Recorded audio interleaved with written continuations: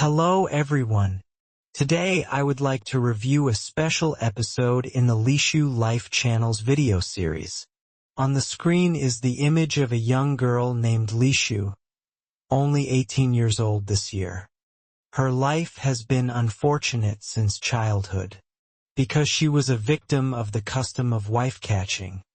Since the age of 15, she was forced to marry by her husband's family, living in humiliation and resignation. In today's video, Lixu, as usual, goes to the forest to collect firewood, a hard but familiar job for her. However, she does not know that behind her, there are two people quietly following her. They are Huyen, her husband, and Thuong, Huyen's mistress. Both are plotting to kidnap Lixu to sell to Cambodia. While walking, Lixu has a feeling that someone is following her. She turns around to look, but sees no one. Not discovering anything strange, she continues her work, diligently chopping firewood like every other day. Meanwhile, Huyen and Thuong hide behind a thick bush, observing Lixu's every move. However, because today the forest had two other men collecting firewood, one on a motorbike, the other on a tricycle, Huyen and Thuong did not dare to act rashly. They were afraid that if they acted recklessly, they would be discovered by the locals and possibly arrested by the police. Lixu continued to work, unaware that she was the target of a cruel human trafficking scheme. She was a poor girl living in the highlands, and had a serious illness that made her health increasingly weak, especially making it difficult for her to get pregnant, something her husband's family considered a sin. This made Huyen and Thuong even more determined to sell her to resolve the burden. After waiting for a long time without being able to do anything, Thuong and Huyen retreated to the edge of the forest to rest. Here, the two argued and continued to discuss the plan to sell Lixu to the human trafficking ring. Thuong took out her phone to call the traffickers to inform them of the situation and set a time to hand her over. Huyen still showed affection for Thuong, a gold digger who specializes in using men to trick young wives into going to the border. She doesn't love Huyen. She only sees him as a tool to make money. Meanwhile, Lixu begins to feel tired. Her illness relapses, causing her chest pain and difficulty breathing. She quietly sits down by the tree, rummages through her bag, takes out a small pack of medicine, and drinks it quickly to hold back the pain. Her small figure becomes pitifully weak. The sound of motorbikes and tricycles begins to leave. The people in the forest gradually return. From behind the bushes, Huyen and Thuong seize the opportunity, just waiting for the moment when the forest is empty to capture Lixu and hand her over to the traffickers. When they see everyone in the forest leaving one by one, Huyen and Thuong quickly walk towards Lixu. At this time, Lixu is very tired, holding her chest and breathing heavily because of her terrible illness relapse. As soon as she sees her husband, she happily stands up, thinking that he has come to take her home. In her weak eyes, there is still a faint ray of hope. Lixu tried to smile and asked Huyen to help carry firewood home, because her health was too weak today. She spoke in a ragged breath, her eyes filled with trust as she looked at her husband. But before her joy could be complete, Huyen coldly introduced Thuong, his lover, standing right next to her. Lixu was stunned. She couldn't believe her ears. She asked her husband in a choked voice, "Why did you do that? I'm your wife. Why did you betray me? And you, Thuong, why did you steal my husband?" Huyen didn't answer. At that moment, Thuong suddenly took out a bottle of anesthetic, soaked it in a towel, and covered Lixu's nose from behind. At the same time, Hugh rushed to restrain his wife. Lixu struggled desperately, tears streaming down her face.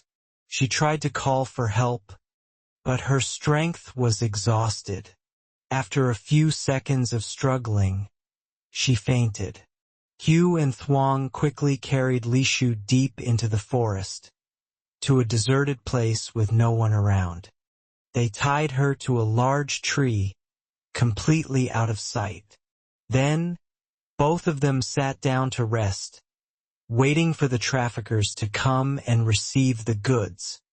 Sitting under the shade of the tree, Thuong put on her makeup and whispered, "This girl is a good girl.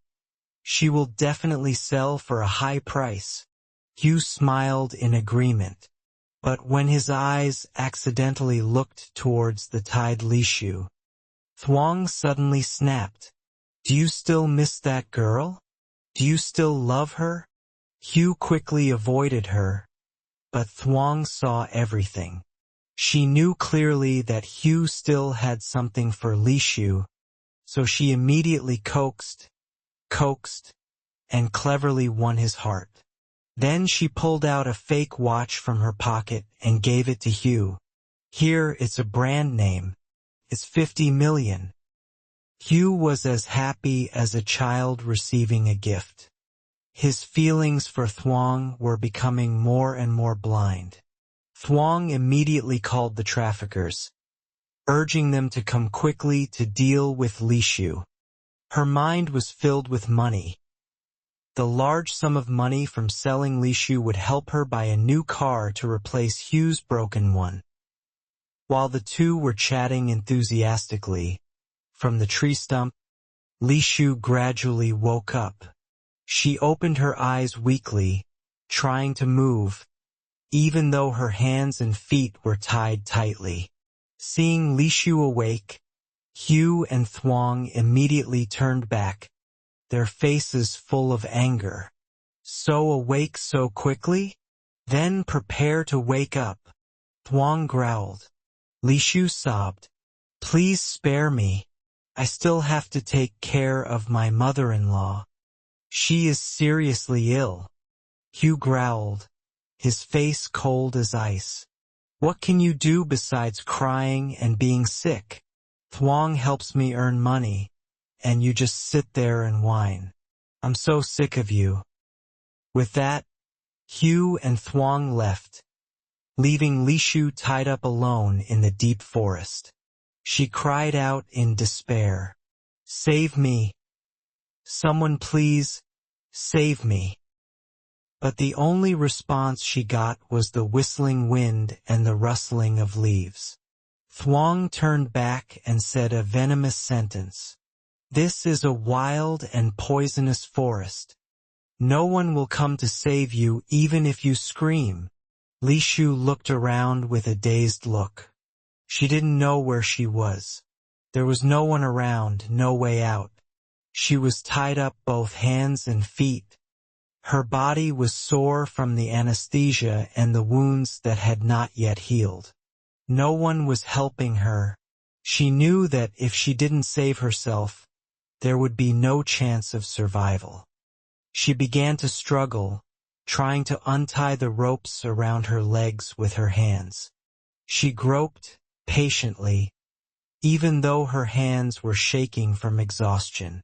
Little by little, when the ropes loosened, she didn't have time to think about anything else. She just struggled to stand up, trying to stand up. But her legs weren't used to being free, and the lingering anesthesia caused her to collapse again as soon as she stood up. She groaned softly, then struggled to stand up again. She had no other choice. She ran as if her life was hanging on the last thread. Behind her, Hugh and Thuong's vicious calls rang out. "That girl ran away. Quickly catch her. If you run away from me, You're determined. Lixu didn't dare turn around. She could only run, passing through the forest, passing through the sharp bushes.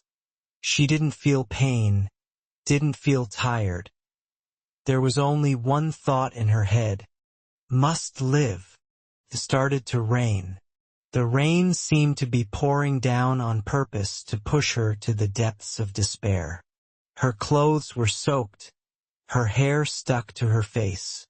She hid behind a large bush, holding her chest and gasping for breath, praying that they wouldn't discover her. Behind her, Thuong and Hugh viciously searched every tree and bush. But luckily, she hid herself in time. When they temporarily left a corner, she continued running all the way to the small stream in the middle of the forest. And that's where she met Huyen. Huyen was a simple woman, sitting washing clothes by the stream.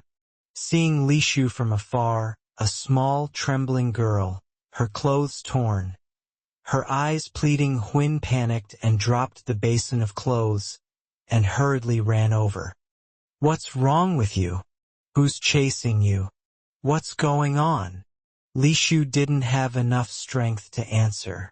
She could only stammer, please, save me. Don't hand me over to them, please.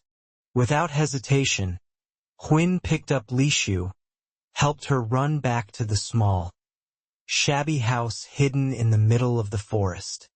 Little Maya, Huyen's little daughter, saw her mother leading a strange girl, her face purple, and was also scared but didn't dare ask. When she got home, Huyen immediately hid Lixu inside, and continued to go back to the stream to pretend that nothing had happened. When Hugh and Thuong arrived, they viciously questioned her. Did you see the little girl in the pink and white shirt running by? If you lie, I'll destroy this house. But Huyen just shook her head. She pointed in the opposite direction, distracting them. She accepted the risk, because she understood Lixu's desperate eyes. The same eyes as hers when she was abandoned in this society. Thuong growled and cursed, while Hugh kept searching the house, destroying everything. Little Maya was so scared that she burst into tears, hugging her mother tightly, her face buried in Huyen's shoulder, not daring to look up. But Huyen remained calm. She did not reveal any flaws. In the end, finding nothing, Thuong and Hugh had no choice but to leave in the direction Huyen pointed. As soon as they left, Huyen ran into the house, calling Maya. Maya, have you seen your sister just now? Yes. She went into the corner of the house. I think she fell. Mom. Huyen hurriedly ran out, and she saw Lixu collapsed in the bushes next to the house, her body purple, her breathing weak like a light about to go out. Huyen panicked. Oh my God, baby. Hang on. Try to breathe. She hurriedly carried Lixu into the house, laid her on the small bamboo bed, poured water, wiped her face, and used a towel to wipe her cold, wet body. Maya stood by, worried. Mom. Is she still alive, Mom? Huyen did not answer, only looked at the strange girl with eyes full of sympathy. She knew, from this moment, she was no longer an outsider. She would protect Lixu with everything she could. Life has unexpected turns, seemingly inescapable darkness. But with just one hand reaching out at the right time, everything can change. Thank you, viewers, for listening, for following Lixu's every trembling heartbeat, every painful and hopeful step, every view, every share, every sympathetic look from you is the motivation for this story to continue.